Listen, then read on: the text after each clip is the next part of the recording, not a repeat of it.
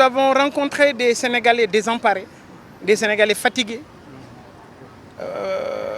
et à la base plusieurs leviers, des Sénégalais fatigués par le coût très cher de la vie, des Sénégalais fatigués parce que tout simplement l'activité économique est au ralenti, souvent parce que tout simplement il y a des travaux par-ci, de grands travaux par-là, et malheureusement on ne prend pas ces Sénégalais qui se battent et qui travaillent à la sueur de leur front. Malheureusement, c'est le cas, et il faut le dire, au niveau des allées Papa Gueye Fall, au niveau de Petersen, au niveau de Sandaga, au niveau de Pak Lambay, sur l'avenue Lamine Gueye. Parce que c'est quand même plusieurs pères de famille qui gagnaient leur vie à partir de cet endroit. Malheureusement, nous savons tous ce qui s'est passé. Et depuis lors, il n'y a pas un soutien, il n'y a pas un encadrement de l'État. C'est dommage, mais c'est le lieu de taper du poing sur la table pour interpeller le président de la République, Macky Sall, pour qu'il, en tout cas, se tourne du côté de ces travailleurs qui ont été impactés soit par les travaux du BRT, soit par des sinistres, comme c'est le cas au niveau de Paco Lambaye, au niveau de l'avenue Lamine Gueye, ou bien ces déplacés de Sandaga. Je rappelle que c'est 511 cantines qui ont été déplacées, plus de 20 000 familles qui vivaient de ce commerce qui malheureusement depuis 3 ou 4 ans sont en train de chercher le diable pour lui tirer la queue. Alors ça, le seul et unique responsable, c'est le président Macky Sall, mais il faut dire également, c'est lui qui détient la solution. Donc nous l'interpellons pour lui demander d'avoir une oreille attentive et de trouver des solutions rapides pour régler les problèmes de ces Sénégalais qui sont depuis des années dans le désarroi. Après les législatives, nous avons la présidentielle. Après la victoire de l'opposition, nous allons faire renaître la démocratie.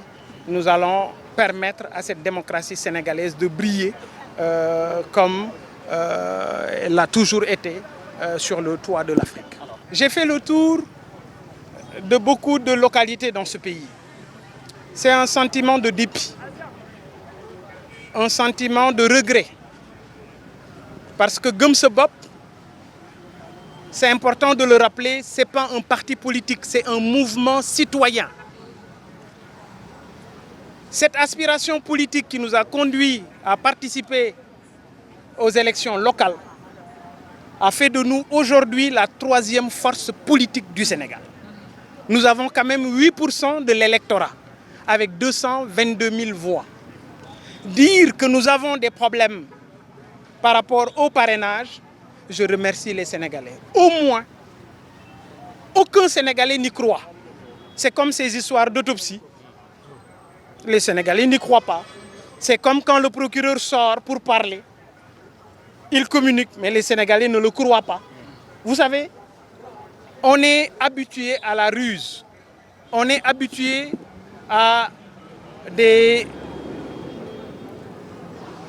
situations, à la limite compliquées, par rapport à l'administration, par rapport à nos gouvernants. Nous voulons restaurer la démocratie dans ce pays.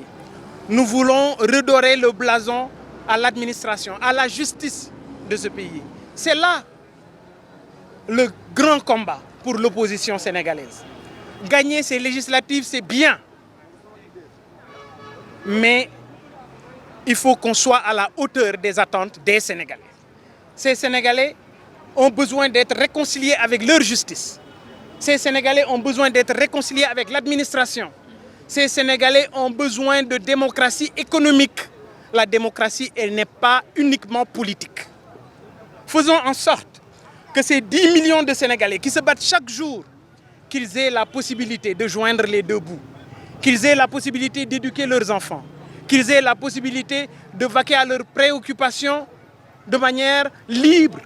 Mais également, ces Sénégalais ont envie de gagner leur vie et de faire face aux difficultés de la vie. Malheureusement, comme je dis tout le temps, aujourd'hui, ce n'est pas le travail qui anoblit, c'est la politique qui anoblit.